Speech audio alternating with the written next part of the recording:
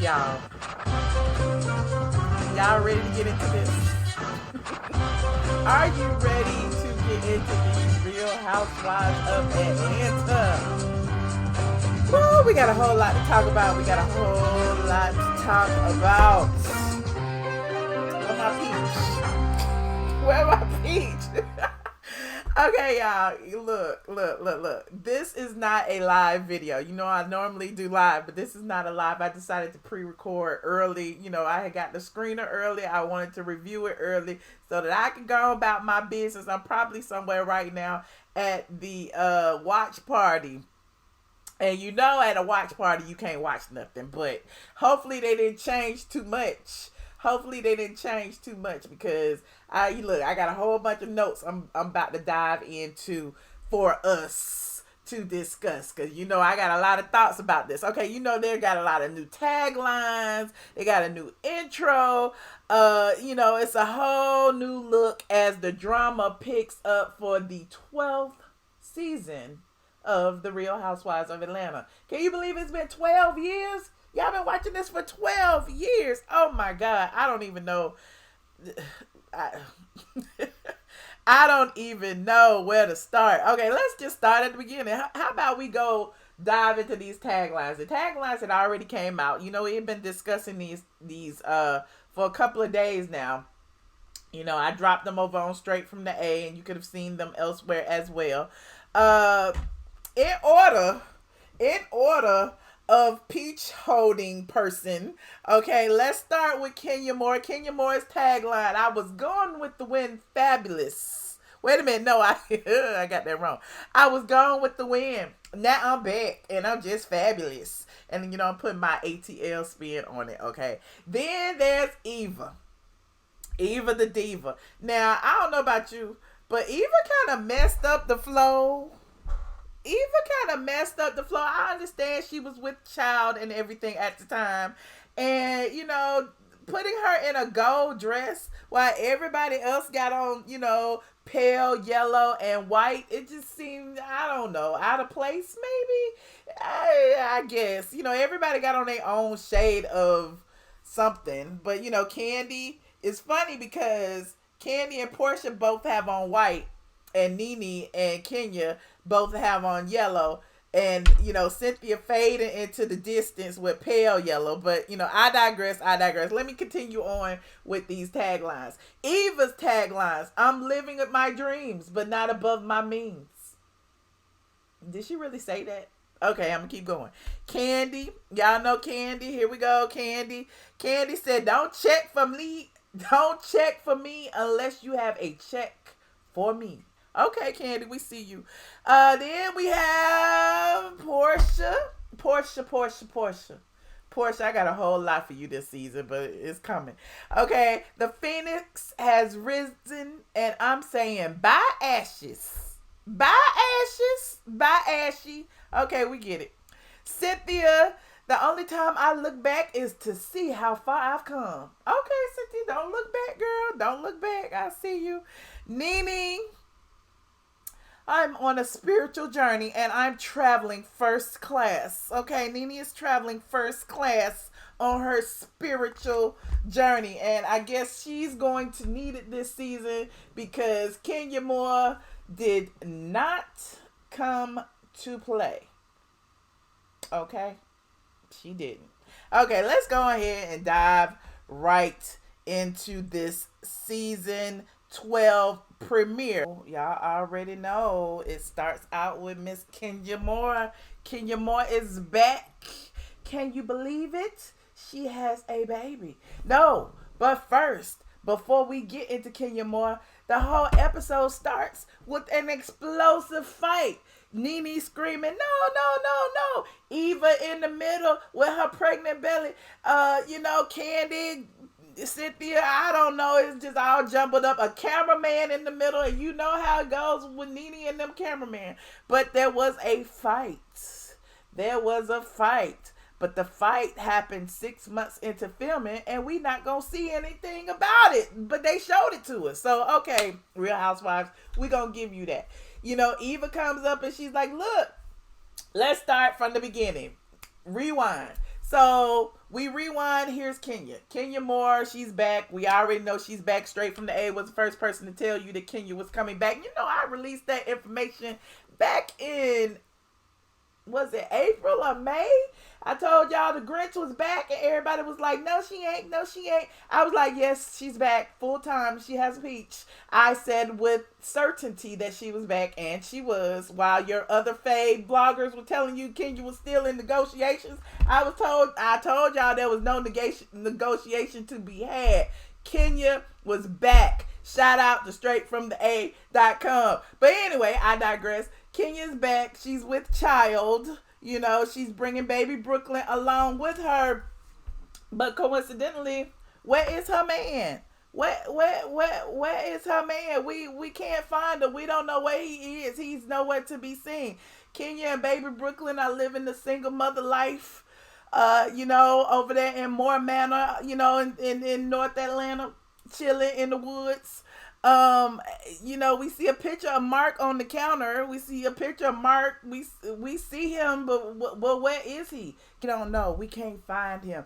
Kenya apparently can't find him either because she tries to call him on the phone, and all circuits are busy. All circuits are busy. Does that mean he didn't block Kenya's number for calling too much? I don't know. I'm just here to. I don't make the news. I just blog about it. So Kenya has a very beautiful daughter. I gotta tell, Brooklyn is adorable. But, you know, she's a changed woman. She says she's a changed woman despite her previous violent history with her castmates. Kenya now, motherhood has, you know, mellowed her out. She is different. They show a flashback to when Kenya was going in on everybody. You remember when Kenya went in on KKK Kim told her daughter was a whore and was sucking ping for John Legend tickets. Y'all remember that? I was sitting in the kitchen when that happened. But anyway, I digress. Can you say she different now? We gonna see. And interestingly enough, Kenya talks about her previous relationship history, and Bravo goes down the line and shows Walter Jackson. Y'all remember Walter Jackson? They show Matt Jordan. Y'all remember Matt Jordan? And all the sordid relationships that everybody was like, Kenya and her renter boyfriends, you know, Kenya could never find a man. But then coincidentally, now that she allegedly has a man, he ain't there either. Look, I don't know. But anyway, it's no secret that Kenya's flirted with people's husbands. She's called people's daughters whores and prostitutes. But now she got her own baby girl. It's just, I guess that means she's a new woman. She's a different person. But my thing is, you are who you are. You will be who you will be. And I don't know if baby Brooklyn is going to change who Kenya is at her core. Again, it just remains to be seen. Now we are on to Porsha Williams. It's been a hot girl summer. No, it hasn't actually. It hasn't been a hot girl summer for Porsha. But, you know, it's been a hot girl summer for her bank account because Porsha ended season 10 with her own spinoff. Porsha has a baby. We witnessed Porsha and Dennis through their trials and tribulations when she gave birth to baby Pilar. They were so happy. Dennis had moved in even though his clothes were still in the basement. They was going to counseling. They was working things out. Now we start season 12 with with Dennis in the doghouse. Now we've heard all the rumors, we've seen everything, but here's what I find interesting. And this is my 12 years of housewife experience at work, and I know some people are going to get mad at me for saying this, okay? However, Porsha is letting the blogs write her storyline. Okay, look, stick with me, stay with me for a minute, right? Okay, so y'all know when Porsha was on Porsha Had a Baby, the overall consensus was Porsha don't want that man, Porsha just want a baby. Porsha don't want that man, Porsha just want a baby. Everybody on every website, on Lipstick Alley, on Straight from the A, on Instagram, up under the comment sections, on the Shade Room, everywhere was saying the exact same thing. They Porsha don't want that man. Porsha don't want to be married no more. Porsha went through it with Cordell. She don't want that man. A YouTuber decided she was gonna make up this outlandish story. She's known for making outlandish stories, and this particular YouTuber made up this outlandish story about animal porn and cheating, and even had the lady name that Dennis was cheating with. All of this happened all over all throughout the summer, June, July, August. It just became the buzz of the buzz. Nobody was talking about nobody else but Porsha and this breakup. She got this big ring. She's finally got her happily ever after. When's the wedding? We waiting on the spinoff. Portia's having a marriage. Portia's having a marriage. We waiting. We just waiting. So Porsha and the producers like, hey, easy money. Let's go ahead and run with it. Let's run with what the blogs are saying. Let's give the people what they want. And you know what they do after coming off the heels of a successful spinoff? They bring Porsha to us. Sad, lonely. Dennis then moved out. She's a single mama. She don't know what she gonna do. And that's one thing her and Kenya have in common at this point. But I digress. Look at the cinematography of the episode. It's raining. Go to Porsha. She crying. She don't know what she gonna do. He gone. She not telling nobody why he gone. But it's just interesting. She said that several rumors in the blogs have gotten her all in her feelings. Okay. She also claims that she found something, but she won't say what it was. Something inappropriate. She won't say what it was. And she's feeling a bit some kind of way about Dennis's extracurricular activities, whatever they are. It's kind of odd because if you don't read the blogs, if you're not on the YouTube, you don't know what the hell they talking about. You don't know these YouTube people. You don't know them from Jack. So we're gonna get to that in a minute.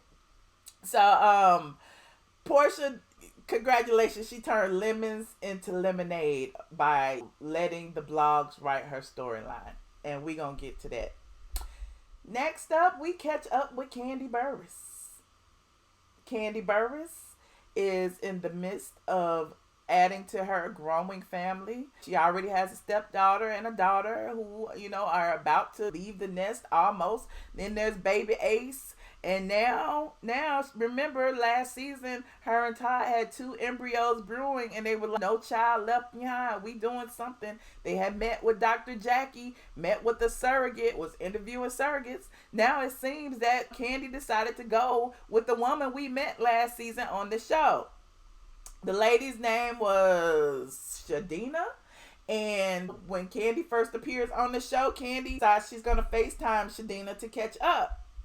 The successful housewife also shares some details about the situation, and she says, while she was originally expecting twin girls, one of the embryos didn't take, so now she's only expecting one daughter. So she catches up with Shadina and asks her how she's feeling. Has the baby started kicking yet? Apparently, Shadina is only a few months into her pregnancy, and she says she hasn't, but, Kandi will be the first to know. Kandi seems a bit wistful, thinking about the children that she's carried in the past, and it seems like it's a strange situation for her. She got this woman who's carrying her egg and Todd's sperm, and she don't know how to feel about it. She just seems a bit, wistful.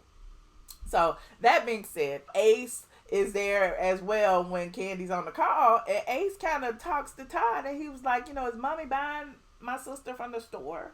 And Todd seems a bit stunned, and he asks Kandi, can Ace come to the next appointment, because he's confused about this. It's a confusing situation. Clearly, you're not carrying no baby. We ain't gonna pop up at home with no child, and Ace wants to know where this kid is coming from, and I think it would be important for him to, be a part of the process. So Kandi agrees, and I guess Ace is gonna know. So, I thought about that, and it's really interesting because children are quite honest. Is he gonna feel differently about his child knowing that his mother didn't carry her the traditional way? Like, is Ace, as how is he gonna run around and explain this to the kids at school, like my baby, this other lady carried my mama baby, So even though it's a rich people problem, but I don't know if explaining to him the ins and outs of surrogacy is a good idea at this age. Just my humble opinion. I don't know. I'm not a mother. But, y'all let me know what y'all think down in the comment section. Eva the Diva is back, honey. She is 7 months pregnant. She about to pop.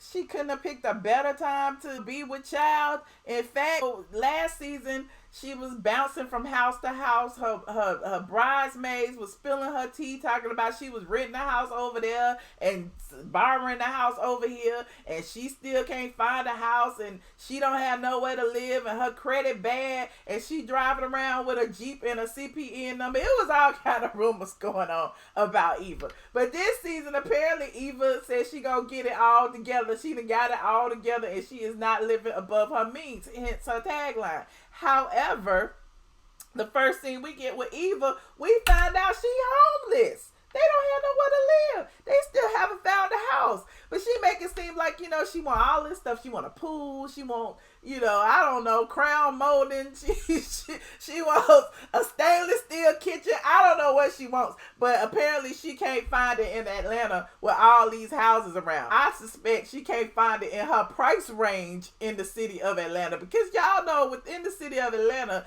the housing rate is to the roof. It's booming within the city of Atlanta. Now, you can get something on the outskirts, but in the city limits where she want to live, she gonna have to shell out some cash. And the rental market is off the chain. The buyer's market, it's not a buyer's market, it's a seller's market right now, apparently. And Eva seems, she can't find anywhere she wants to live in her price range. And in my price range is in my words, because she's saying she can't find nothing. And I'm like, there's plenty of things out there, you just can't afford it. I mean, just be honest. You're not trying to live above your means. It is what it is. Okay. Now, when we catch up with Cynthia, child, she is still begging Mike Hill for a ring. Cynthia is thirsty. And she admits that she is thirsty. She admits that she is over 50. She is ready to settle down, and she done found the man that she wants to settle down with. Cynthia said she prayed for the perfect man. She prayed for every little detail of him, but she forgot to ask for somebody who lives in Atlanta. How could you forget? Or at least in the same state. At least, pray for God to, have me in the same city and state as my man. And I guess Kenya forgot that too, but I digress. So Cynthia and Mike says Mike Hill is her dream guy. But he needs some convincing, because Mike ain't ready yet. Even though they keep talking about it, Mike said, let me do this on my own time when I feel like it. Let me have my moment. I want to pick out the ring. I want to get on my knee. I want to ask on my time. And Cynthia's like, all right, I guess, whatever. The thing he's most concerned about is their living arrangements. Mike Hill's on the West Coast. Cynthia is stuck on the East. Mike admits to Cynthia, he was like, all of my professional opportunities are in LA. And even though Cynthia didn't say it, we all know her professional opportunities are tied to Atlanta. You can't live in LA and be a Real Housewives of Atlanta, even though Kenya did it in the first season she was on, whatever season that was. Kenya was living in LA before she found her rental property, and that's a whole nother story. But Cynthia is like, what we gonna do? I don't know. So meanwhile, I don't know if Noelle is living with Mike out there, and that's a whole nother story for a whole nother day. We already talked about it, and if you want to read about that, it's on Straight from the A, and it's also in a previous video. But Mike, I've heard that Mike and Cynthia have bought a home in California, but don't take my word for it. But since then, we all know they've already gotten engaged, but we still on, the first season. So, real life versus the show. That's why I say I don't like to constantly beat y'all up about all this Housewives news, because it spoils it for us. Because we looking at these people like we already know. Now we got to figure out what Cynthia's walk, to the ring was. But anyway, we see she was thirsty for it. Mike, another thing that I found out was interesting was, Mike said he don't like Cynthia in her wigs. He made her take off her wig and made her get all natural. Like, how you gonna make her take off her wig? You know Cynthia and her wig. Cynthia love her wig. You rarely see Cynthia without a wig. I guess that's why Cynthia was wearing braids and stuff for as long as she was, because Mike wasn't feeling the weaves and the wigs. Interesting. Let me know what y'all think about Mike making Cynthia snatch off her wig on air. Anyway, I digress. Moving on. Now, speaking of Cynthia, the first group or couple outing, I guess you could say, occurred when Cynthia and Kenya, met up for the first time this season at the Bailey Wine Cellar. Cynthia's showing off her new venture. Kenya comes over, shows off her new baby. Everything is all good and gravy. It seems like the topic of conversation is who?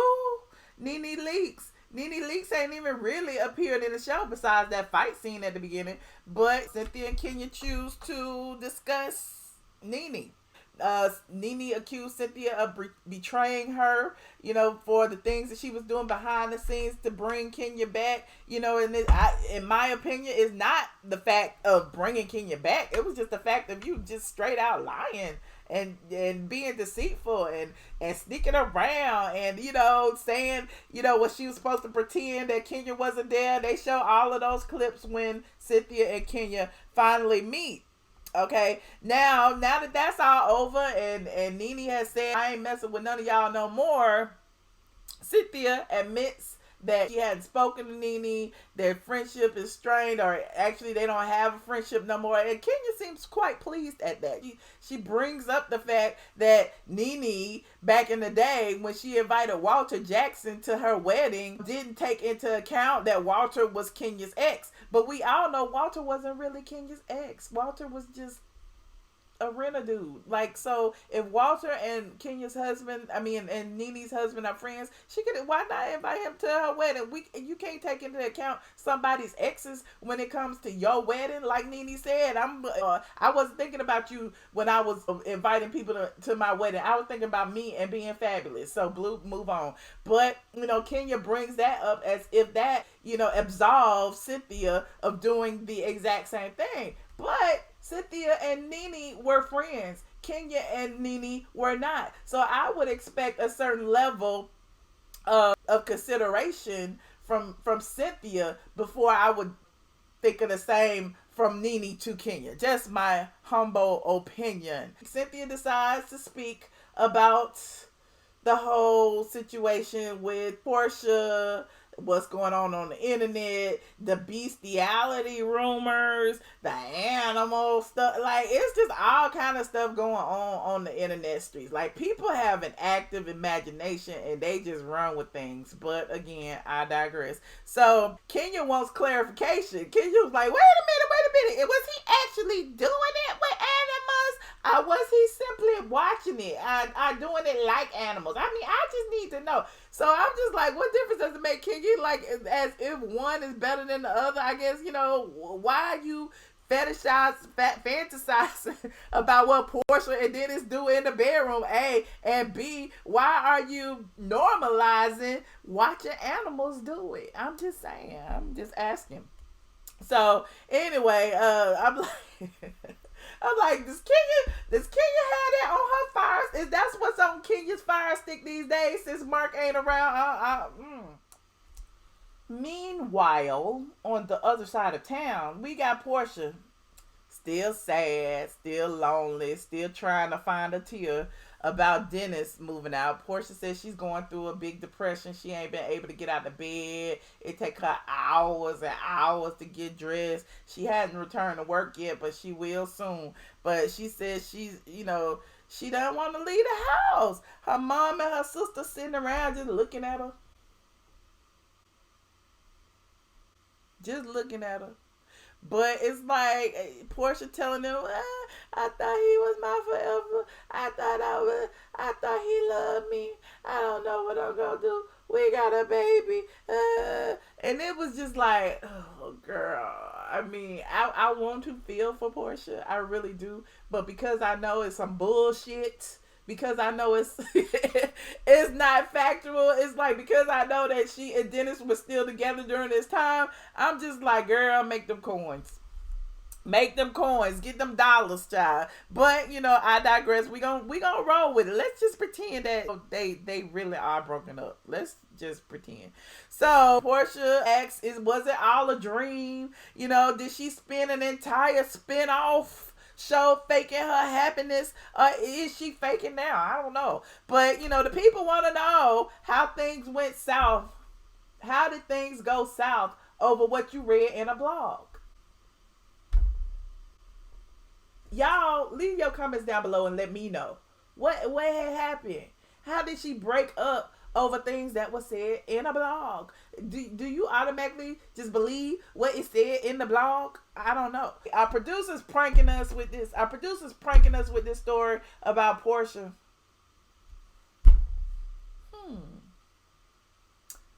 I wanna know.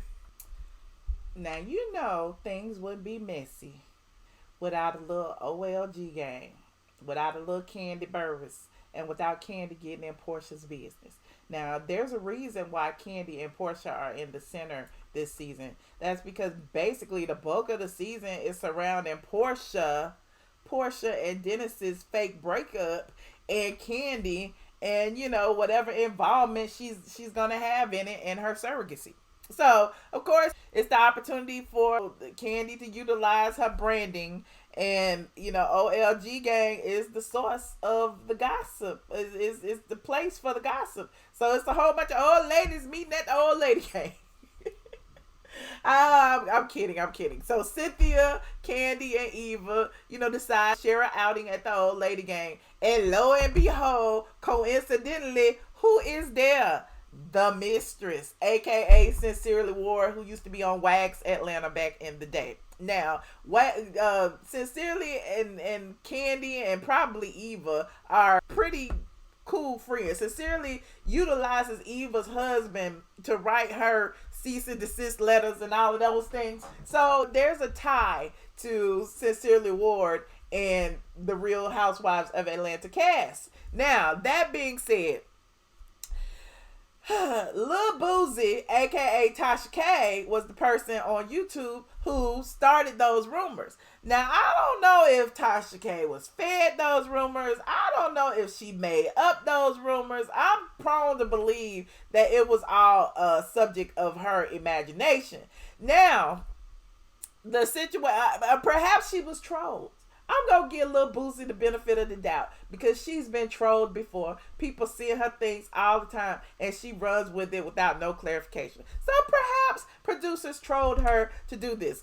So Lil Boozy, she's the producer now of Porsha's storyline, is included in the episode. So her story about Porsha, Dennis and the animal situation and cheating and Sincerely Ward, all of that comes up in conversation. So Sincerely Ward pops up and she was like, I'm the alleged mistress that the blog said. It wasn't a blog with a B, it was a vlog with a V. There's two different things. One person can write, the other person can do videos. But again, I digress. So she got on video and she made up these rumors.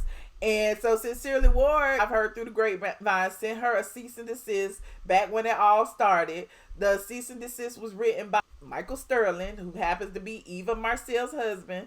But here we are, the old lady gang. Here's her moment to debunk everything. I feel like it was constructed. Like, okay. But anyway, I digress. So Sincerely comes along and she tells Kandi, look, I really have something to tell you. I had nothing to do with it. I'm not the person who would break up a happy home.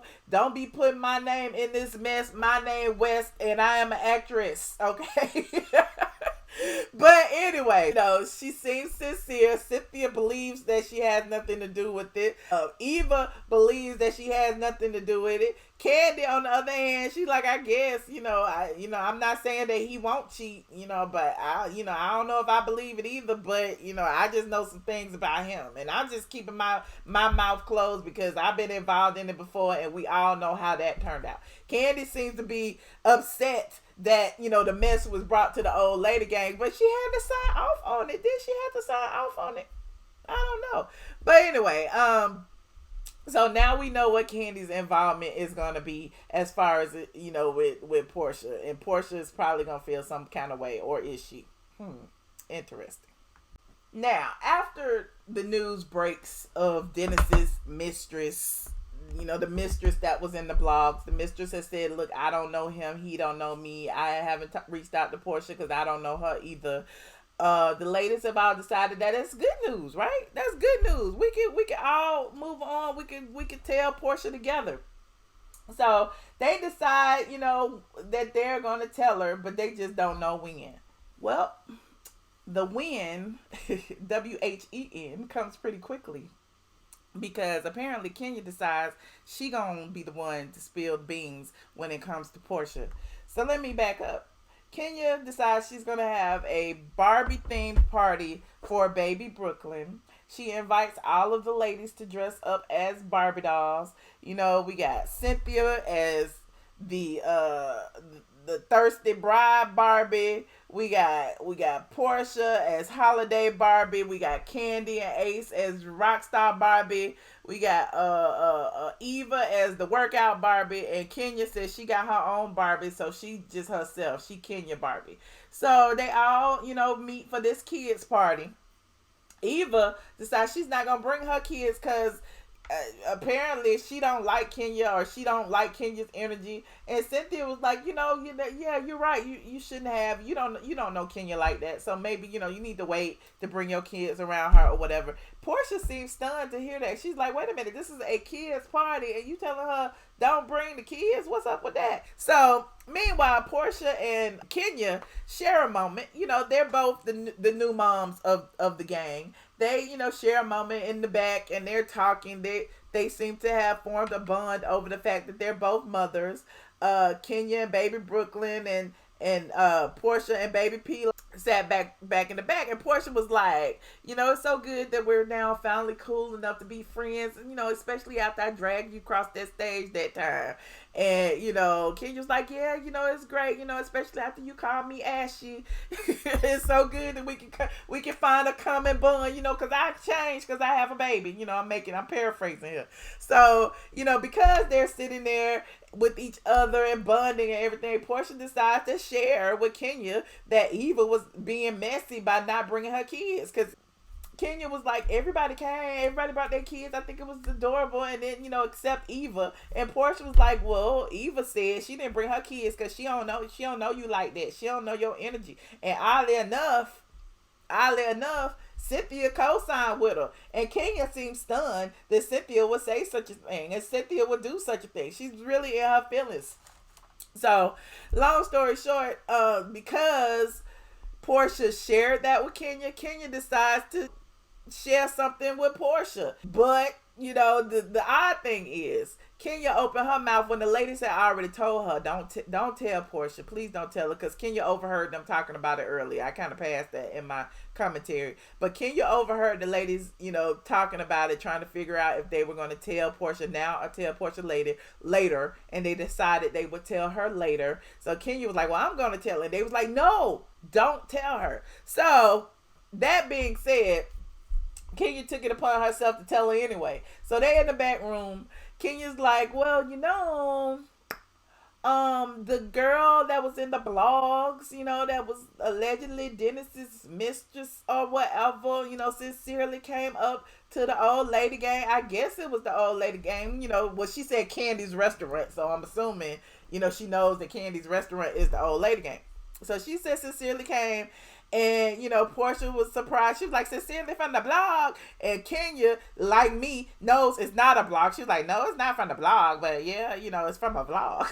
Kenya was wrong for telling Porsha, period. Kenya's back to her messy ways. And it didn't take but a second for her to get there. So, but instead of pushing the knife further, she decides to go get the ladies, have them tell Porsha herself, even though she's already told her.